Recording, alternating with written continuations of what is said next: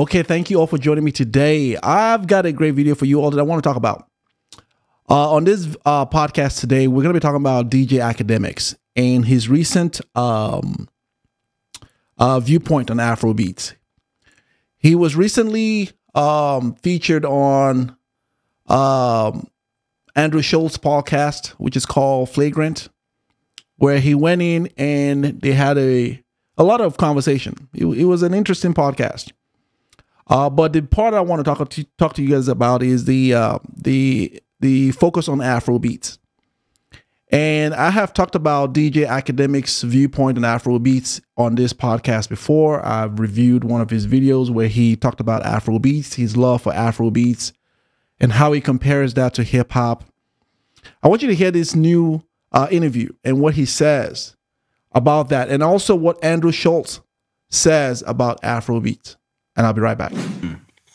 Jamaicans love country music, also, bro. Can't like Achy Breaky Heart was a punchline song. We all laughed. Yeah, it was at sarcastically like. We like anything with a little bit of substance. You know what I mean? I do think that hip hop is suffering from that now, where it's like it's about music that's for the here and now, and there's not much, substance to it. And I think that music is being so recyclable and replaceable and microwavable that, yeah, it's not gonna do that much other than be here for the next 2 months, then go away. And then you see people kind of gravitating towards the shit that's actually lasted. So perhaps, that's a part of it. But, I've definitely been watching that hip hop is a little bit, it seems like the There's nothing surprising about hip hop.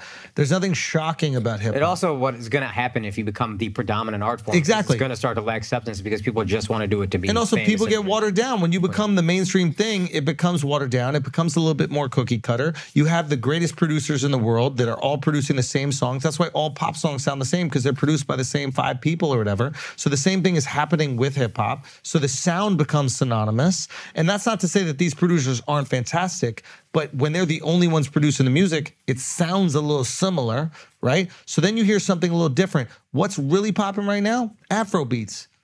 Because it's different. The sound is different. It is unique. It is organic. It is I'm not saying a rejection or rebellion, but it is at least a little bit of a different wave from what you've been listening to. When and I now listen to that's Afrobeats, killing it. When I listen to Afrobeats these days, it's so distinct than when I listen to hip hop. I listen to Lil Baby. He's rapping about the clothes he bought, the bitches he fucked, Same shit. people he gonna shoot. Same shit. And it feels like it's in one ear and out the other. Yeah. And when I'm listening to like Afrobeats, whether it's like, Asake Thames, I'm listening to Rima, I'm listening to Burna Boy, it feels like it's shit that like I'm like, oh, they're talking about love. They're talking about, feeling good. They're talking about things that like, What's the rejection of negativity? Positive. So it's amazing when we hear mainstream industry personalities speak about Afrobeats in that way. See, Afrobeat is synonymous with something cool, something peaceful, something loving. Nigerians have been able to really inject a new type of feeling into music, black music. And it's easy for people to really appreciate Afrobeats when they are coming out of the era of hip hop, where hip hop has truly lost is the beauty of it. And I think that Afrobeat was very timely. Afrobeat was very well positioned, which is why people, on top of the fact that the melodies, the storyline, the rhythms, the beats, the culture, the whole setup of the entire music genre, the videos, the production, on top of the fact that all that is going for Afrobeat, people can truly appreciate it because the story and what Afrobeat talks about is love. Something beautiful, something great, something that everyone can truly appreciate, which is a stark contrast from, hip hop, which has evolved into something very negative and something very shameful that most people don't really want to be part of anymore.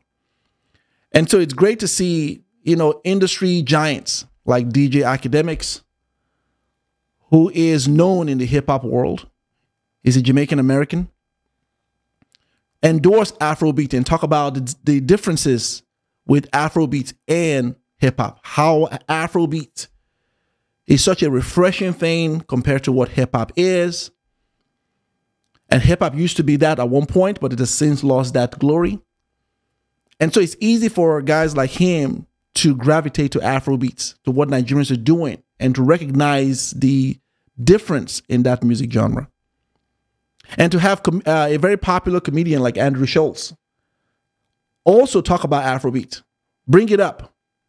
You know, Afrobeat has become so mainstream that it transcends the African continent. It's all over the place. We all know this. That when you have all the cultures, all the demographics, really jive with it and recognize it. It's not just something that black people or Africans are pushing out there. It's something that even you have white people, you know, giants in the industry, talk about Afro, and they recognize the difference with Afrobeat. Because you know why? Afrobeat was well positioned.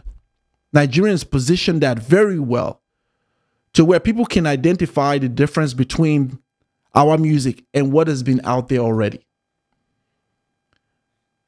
It is his time. It's Nigerian time. And everyone recognizes this. It's when you go to YouTube now and you type in Nigeria in the search bar, you know what will come out? What you're going to see as a result of the search term Nigeria is Afrobeats, Nollywood. These successes that Nigerians have now is what you're going to see pull up. None of that nonsense that people have been tagging us with. None of that nonsense that people have been stereotyping us with. None of that is going to show up. Nigerians are synonymous now with Afrobeat, Nollywood success. That is an amazing thing to see that happen. That when you ask an average person on the street, what are Nigerians known for? They're going to tell you Afrobeat. When you ask people now, what are Nigerians known for? They're going to tell you our music, Afrobeat. Of course, there are others who have had a deep relationship with Nigerians, and they will say probably Nigerians are doctors. I know Nigerians are the smartest people out here. They will say things like that. But the majority of the crowd that you would see and come across now would say Afrobeat. And this is the perception that many people have of us now. To where you can have a mainstream podcast like Flagrant give kudos to Afrobeat and talk about when he hears, this is what Andrew Schulz says, when he hears Afrobeat, it's such a different flavor from where hip hop was. And these are people who appreciate hip hop. They enjoyed hip hop when it was at its highest. And hip hop was great. Let's not take it away from hip hop. Hip hop revolutionized the world. Hip hop touched and transcended boundaries. And I've said this many times. But nonetheless, where hip hop is right now, and what we must be honest about, is that hip hop is not the pride of what people want to be connected with anymore. It's not. You have record labels replacing hip hop with Afrobeat and Latin music. You have Latin music now gaining momentum, which is why Afrobeat artists are now collaborating with a lot of Spanish and Latin artists to form a coalition. Rema and Selena Gomez collaborating, because these two music genres, what is so similar with these two music genres, Afrobeats and Latin music, is that they're very clean.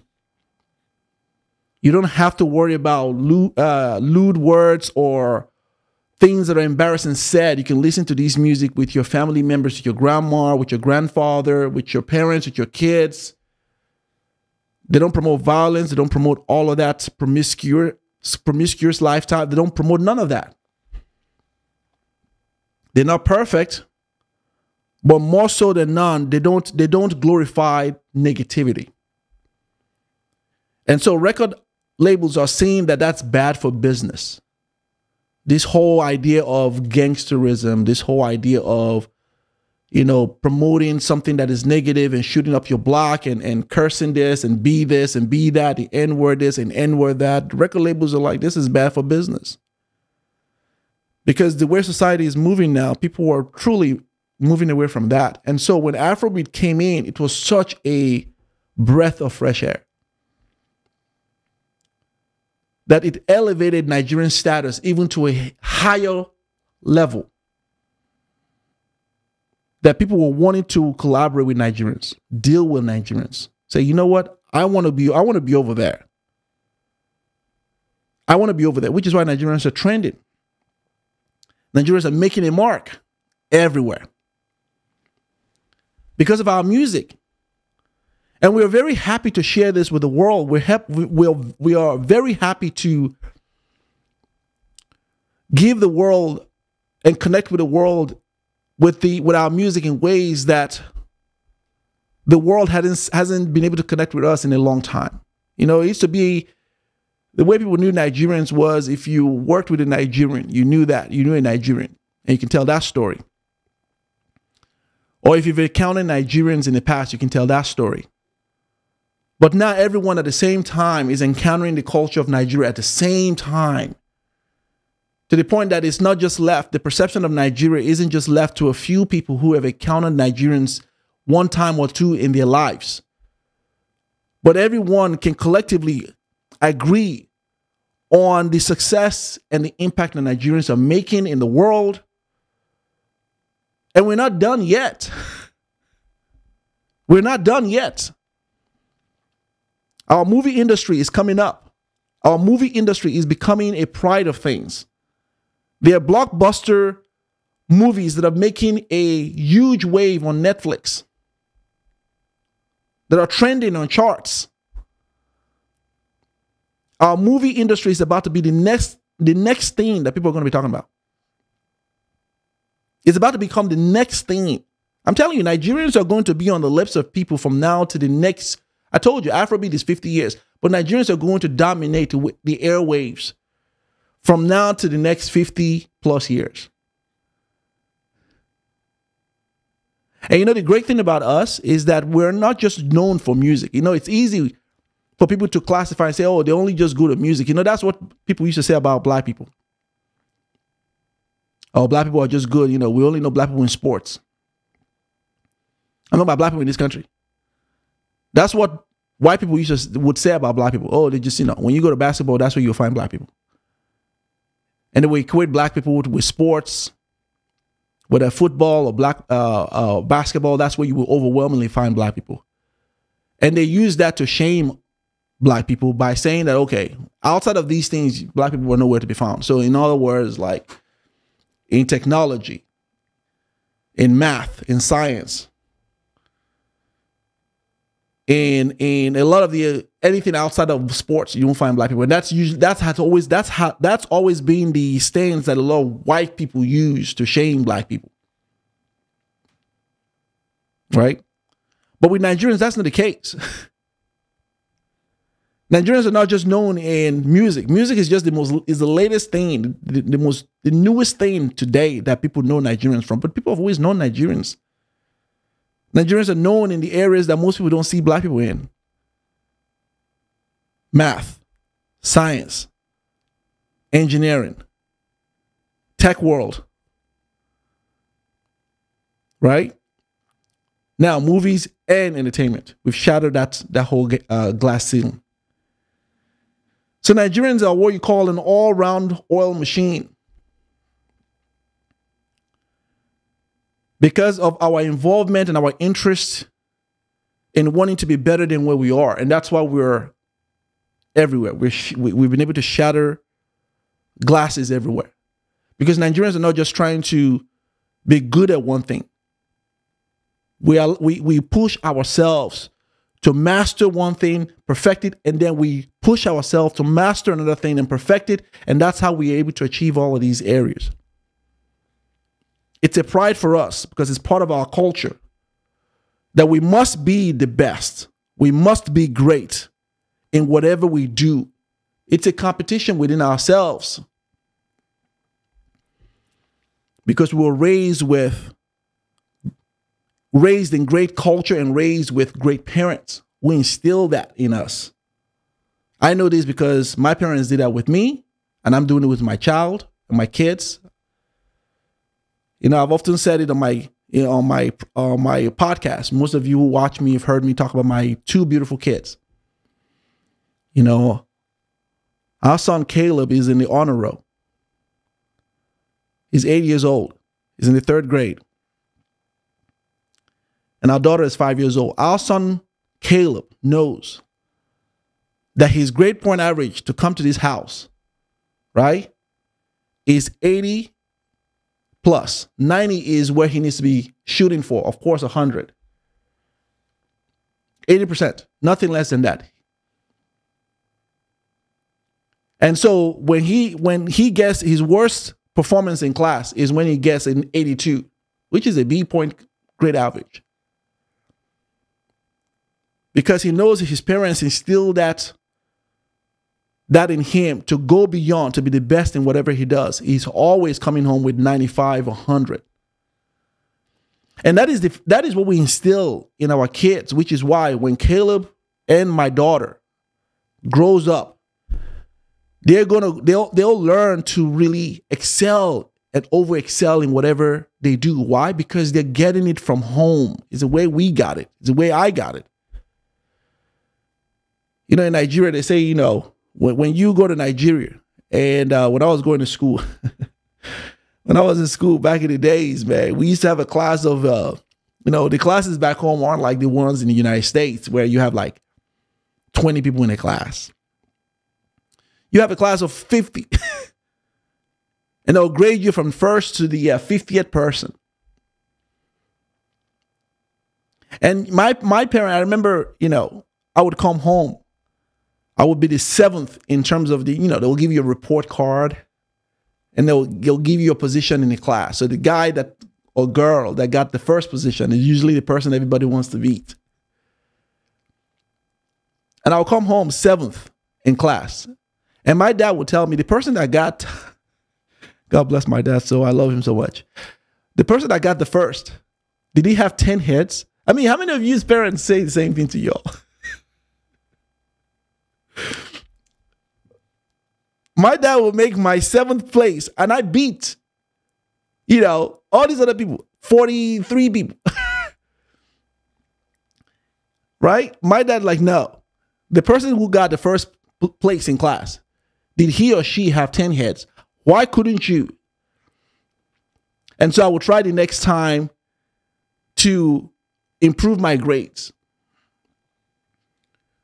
Now, what was that? At the time when I was a kid, you know, I didn't understand what my dad was saying. I didn't understand that. I thought, you know, hey, I was better than 43 people. Come on, man. But what he was doing is instilling a better than average attitude in me. He was instilling an attitude of overachieving. This is not exclusive in my dad. This is what Nigerian parents do with their kids. If I'm lying, please put it in the chat, in the comment section. Most Nigerians will relate to what I'm just talking about right now. It's something that comes from our home, the way we were raised, which is why we can go and overachieve and excel and stand out in whatever we do. You see, for me and for most Nigerians, it's not shocking that we're popular the way we are. Most Nigerians are not shocked. See, the rest of the world is. Most of us are not. Most of us are like, we should have been there a long time ago. We should have been there a long time ago because it's only inevitable that Nigerians would be the superstars that people recognize them for. It's only inevitable because when you have a work ethics and a drive and a motivation to be better than normal, to be the best, to be an overachiever, it's only a matter of time that the world will see it. And the world has always known this about Nigerians, which is why there have been a few coverage, negativity against us, to silence us, to depress our achievement, to discourage us. You'll find this in mainstream media. You'll find this with certain groups. We'll find this with certain people who will try to stigmatize us because they see the force and the train, the Nigerian train that just a very dominant engine that just runs through the track. They see it. And it's something that people who are weak, who can't compete, are threatened by. And so these are the ones you would find with propaganda, who will focus on, you know, the 0.001 stereotype, negative stereotype about who we are, and try to blow that more. And you know what is so great? You know what is so cool about that now? Is that anyone trying to speak evil of Nigerians just looks ridiculous. Because the person, most people now have realized and have come to the point that Nigerians are formidable people. Which is why a guy like Akon could say last year that Nigerians are the smartest people on earth. And he's from Senegal. You'll find someone like Joe Rogan on his podcast will say, what is it about Nigerians that just come in and dominate? A very popular YouTube podcaster, Joe Rogan, would reference Nigerians in his own platform. You would find mainstream media like, you know, Bill O'Reilly, who used to be a former Fox reporter, go on and on about how Nigerians are smashing records in the United States. These are not people that were paid to say this. These are people that recognize the data and statistics and what they are seeing and witnessing. And so Nigerians have become synonymous with success. I had last year, I was pulled over and I got a ticket. And it was a white police officer, very kind, very nice. You know, he was a nice police officer. And this happened to me last year around October. And he comes and he's, you know, he pulls me over and was writing me a ticket for speeding, you know, and, you know, I'm not going to mouth off to the police officer. I'm very respectful to police officers and all of that. So anyway, while he was going back to his car and coming back and, you know, he starts to chat with me and he realizes I have an accent. And he said, where are you from? And I said, I'm Nigerian American. And he said, are you a doctor? I'm like, no, I'm not a doctor. You know? Now, why would he say that? Why would he perceive or think that I was a doctor? Because he's seen too many Nigerians that are. You know? He's seen too many Nigerians. And I was hoping he was going to let me off, but, you know, I got my ticket and I paid it. No big deal. But the point of that is that a white police officer who heard me talk and speak, and I told him I was a Nigerian American, automatically went to identify me as a doctor. Like, are you a doctor? Because he's seen too many Nigerians that are doctors. You see, that is the perception the Nigerians carry today. It's not the so-called 1.001 that a few people on the internet want to label us with. We become this brand that when people see you and when people hear you, when they know that we're Nigerians, there's a level of comfort, there's a level of confidence they have to place you and place us in a certain bucket. And that bucket is usually a favorable bucket where they know that you're more likely to be successful, you're more likely to be educated, you're more likely to be somebody that I want to partner with. Because I know you got something going on. Because y'all Nigerians always got something good going on. And so it's reflected in our music, it's reflective in our work, it's reflected in our craft. But as well and good as all that, success has enemies. To be on top, you're going to attract those who just don't like you. See, there are people that will never like Nigerians. Will never. Because Nigerians remind them of their failures. Nigerians remind them, right? Nigerians are a proof, a testament, right, of their failures. because these ones walk around blaming everyone in society of why they're not successful. And for many parts, society has bought into that and said, oh, maybe it's something we're doing that's causing these ones not to be successful. And then here comes Nigerians.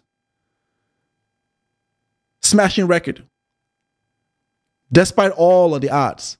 And so these ones recognize the Nigerians are proving them to be liars and to be, false in their claims of why they're not successful. This is why these ones will never like Nigerians. They will never like Nigerians. But we don't care. We're not a sand. You often hear these ones with the same old tired statements.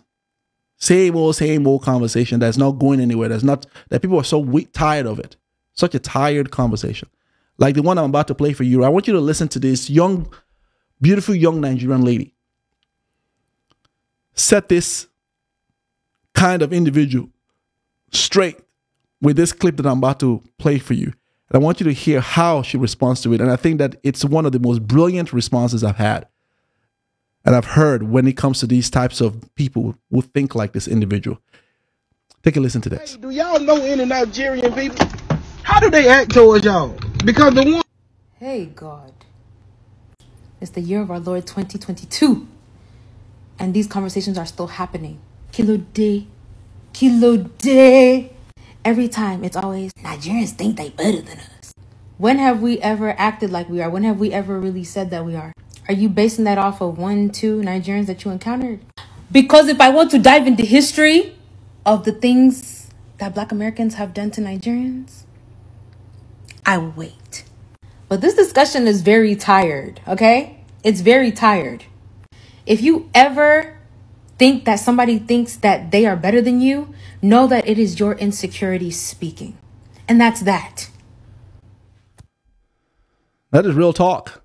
Kilo day. I couldn't have said it any better.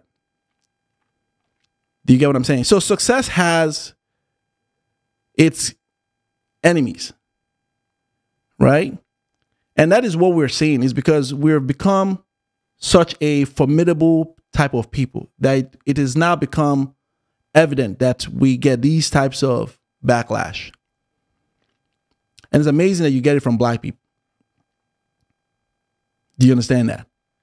But it doesn't stop us from being great, because we were having this years ago. In the midst of all of our persecutions, in the midst of all of that, Nigerians were able to emerge. So we are no stranger to persecution.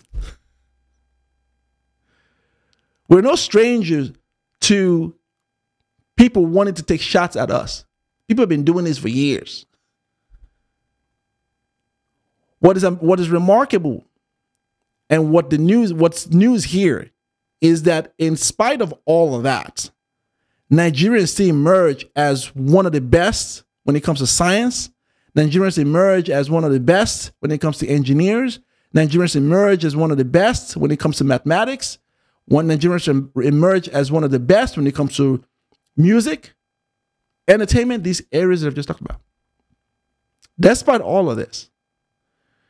So if that could not deter us or derail us, what do you think will? It's because we have the die-hard spirit of our ancestors. See, Nigerians are blessed and endowed with such a gift and talent. And the reason why Nigerians are successful is because Nigerians were rejected. See, the Creator has chosen Nigerians because a lot of people reject Nigerians.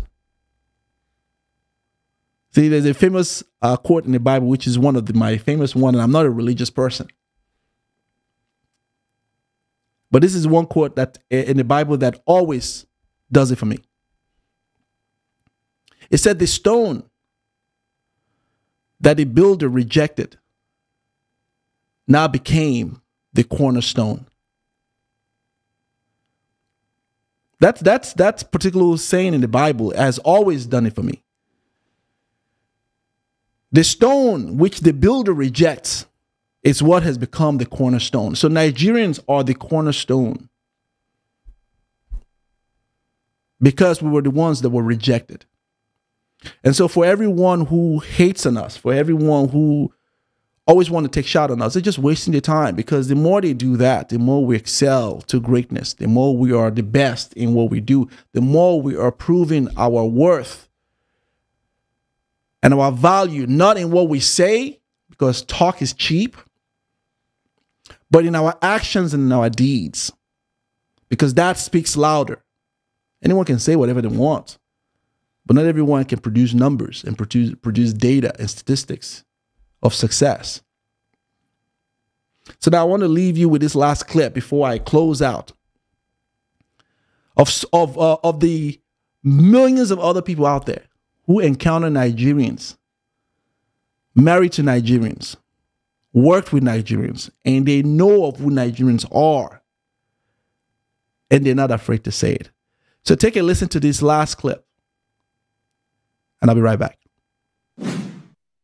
Good afternoon, madam. How are you? Fine, thank you. How are you, sir? I'm fine, thank you. Where are you calling me from? And can you show your face? I'm calling. I'm right now in Croatia. I would love to turn on my camera, but I am feeding my children, and I don't like to show my family on top of social media. I keep my family apart from that. That is perfectly understandable. What would you like to talk about? Okay, I just wanted to come up here and just say, first off, some people might feel like I shouldn't have an opinion because I'm white, but I've been with my husband for going on 10 years since I was 18. I'm now 28 years old. He's a Nigerian. He's a Kwaibom and Igbo man. We have two small children together. I care about Nigeria so much. I didn't have a purpose in life. I felt like I didn't know my purpose in life. Sorry, I had a purpose in life, but I didn't know what it was. I was confused about what I wanted to do, and I was confused about where my life is going to go. Until I went to Nigeria, I stayed more than 6 months in Nigeria, and that is the first place that I found peace in my life, happiness in my life, understanding my life, and I found what I wanted to do with my life. I found my purpose in Nigeria. Nigeria has so much potential, and it can be better than EU. It can be better than Dubai. It can be better than America. It can be the place where white people are wanting to come to live instead of Nigerians and Africans coming abroad thinking that it's better here. It's nothing better here. I loved my stay in Nigeria, and I love Nigeria so much. I believe that changes need to be made. Me, for example, I'm relocating to Nigeria in less than 2 years. My children are going to grow up there, and I already have a place where they will bury me once I die. I am dying for that in that country. What an amazing call. That lady said Nigeria is where she went and found peace. You know, I can relate to that, because every time I go to Nigeria, as soon as I get off that plane, there's a sense of calm and peace, of I am home, that really overwhelms me. And I'm sure many people they go through this also. So I know exactly what she's talking about. She talked about how Nigeria could be better than the EU. And that is true. And we're getting there. We're coming up to that point. I think that we're going to see very shortly the halting of Nigerians wanting to leave Nigeria to come to this part of the West. I think we're going to see that shortly. I think that with the emergence of social media and working from anywhere in the world, I think what this will do is create a huge incentive for people to be able to make money around the world without having to leave their country. I think we're going to see Nigerians really staying in their country, and see people really flocking to Nigeria for the opportunities and the chance to be with a culture, with a vibrant people, with a peaceful people, with a loving people, and they'll work from any part of the world. We're going to see people move to that country from all the part of the world just for an opportunity to be with Nigerians and to hang around with Nigerians because of the vast amount of culture that we have. And then we're going to see Nigerians now leaving their countries. I mean, their country the way they are right now. We're going to get to that point. Because just as it was inevitable for our music to explode based on our work ethics, it's just as inevitable it was for our name to be synonymous with success because of our work ethics, it's equally going to be the exact same thing for us to really begin to change our trajectory and the country and build our country. This is going to be inevitable because of who we are as a people. And so again, I've said it on this program, I'm going to say it again. Proud to be a Nigerian. And for all of you, to all of you who are Nigerians out there, I want to say this. This is 2024. Walk in your Nigerianness. Wear it. Be proud of it. It has become a brand synonymous with greatness and success. You have been able to create a legacy that many people are beginning to adopt and be a part of. You created a music genre that is successful and global all over the world. You created a movie industry that is about to get recognized worldwide. It's recognized in Africa. It's about to have mainstream recognition all over the world. You created an entire brand of success when it comes to education, when it comes to tech, when it comes to science. You did this. So walk in your Nigerianness. And with that, I say thank you all for watching. Please like the video, subscribe to the channel, and I'll see you all next time. Det finns ingen annan där som kan stå här by my side, oh why. Sättet du rör på det får mig att dö för dig baby. För de här yardis, de vill ju bara dra ner oss. Men du är fett och vanlig. På det jag lägger av min tid, jag vill ha dig. Du får mig känna safety. Jag kan nog leda dig baby. Och jag kommer aldrig ändra mig.